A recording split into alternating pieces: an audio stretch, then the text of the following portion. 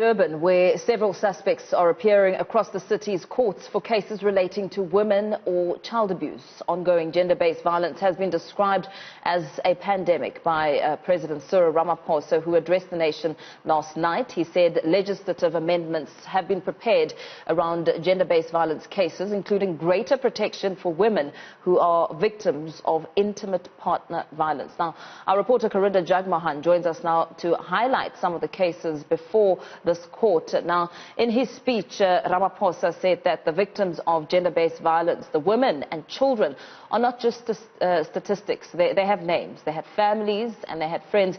Karinda, just tell us about the cases at the KwaZulu-Natal courts this week, as well as how much we know about the victims. Good morning to you indeed. Well, last night the president did say that as we entered into level 3 of the lockdown, we saw more GBV cases emerge. And even on level 5 of the national lockdown, we saw thousands of calls made to police stations from women, from victims who are experiencing gender-based violence as they were locked down with the perpetrators of this abuse. Now, this week we're seeing these cases emerge at various courts across the province. One of the first cases that will be heard here is that of Roxanne Tantoti.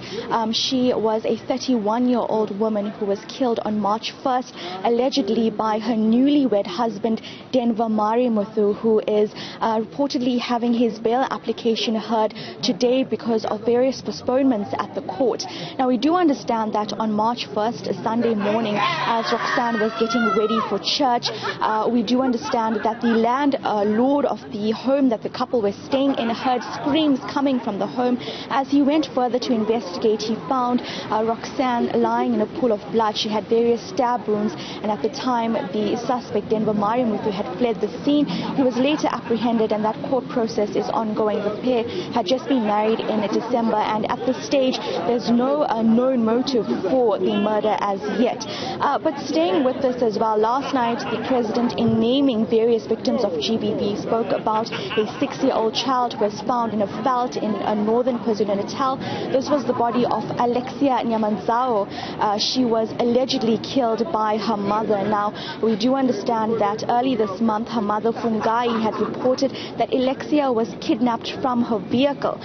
Later, Alexia's body was found in a bush veld or a cane veld just nearby where the family had lived. And since then, Fungai has been taken in for questioning. She's been arrested and facing kidnapping and murder charges of a child. She's also facing charges of defeating the ends of justice. And going forward now, we do understand she'll be taken for a mental health assessment to see how that trial will continue. Still, though, this is not the only case where we've seen a death or murder of a child. The case of Miguel Lowe, a grade 4 Sydenham school pupil, is still ongoing at courts, and a judgment is expected to take place in that case.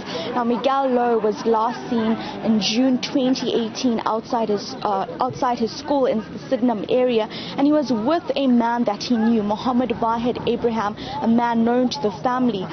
He was only then later found, or rather the body of Miguel was later found in a shallow grave near Abraham's home in Phoenix, which is just over half an hour away from where Miguel was first seen.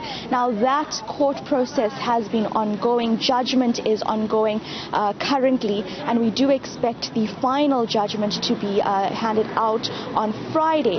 Now, if Wahid Abraham, the suspect in this case, is found guilty, it's at this time that communities are looking to the courts to serve harsh punishments against perpetrators of GBV. But going forward, though, as well, we are looking to the survivors of GBV that are telling their stories. Currently in KZN, there are reports of a 20-year-old bachelor business admin student, Daniel Maestri, who survived a very traumatic GBV incident earlier this month. Her family had been called to her boyfriend's home, where she was found in a pool of blood, her face swollen, her eyes swollen. She had been beaten allegedly by her boyfriend, Ryle Steenkamp, who is currently having his bail application being heard at the court. However, coming out of this, though, Danielle has survived. She's been receiving treatment in hospital, and she's shared messages via various reports, saying that as she recovers, she wants to spend time with the family, go to church, of course, to come out of the situation and share her stories with others. So this is just a few of the cases of GBV that we are seeing at KZN courts, many more that perhaps are not even being reported, and this is what the President was discussing last night. These victims have names, and we need to ensure that we do not remain silent in order to protect our women and children. Now, as South Africa battles the epidemics on two fronts, as the President mentioned here, COVID-19 as well as the severe detrimental impact of gender-based violence, we've seen a lot of social activism. We've seen men and boys coming out onto the streets saying enough is enough. A few days ago on June 16, we saw female bikers riding in Soweto. When it comes to the social activism that we're seeing in KwaZulu-Natal, what are some of the observations there? I must tell you, we're not seeing the high number of activists coming out to the streets as we saw, for example, last year when this critical conversation around gender-based violence was happening and we were gaining the attention of our leaders of society to make changes. Now, in this COVID-19 pandemic, coming out into the streets is proving more difficult as well for the activists to come out and have their voices heard.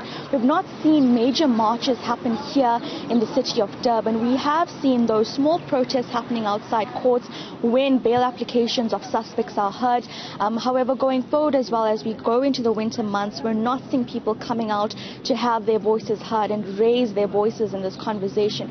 I must tell you though, online is where much of the activism is taking place currently, the virtual platform used by many people, and not just activists in the main space, but also just regular men and women who are using their virtual platforms to add to the voices. And then of course, going forward, it's up to leaders in society to ensure that they take into consideration the messages and posts on our virtual platforms, whether it be social media or other platforms, to use that as the voices of South Africans who are calling for an end to this pandemic that has been ongoing for years. Let's leave it there for now. Karinda Jagmohan out in KwaZulu-Natal, of course, highlighting some of the cases of gender-based violence before the court today, really just emphasizing the importance of these cases and the impact that they have on day-to-day lives. Now, 7 suspects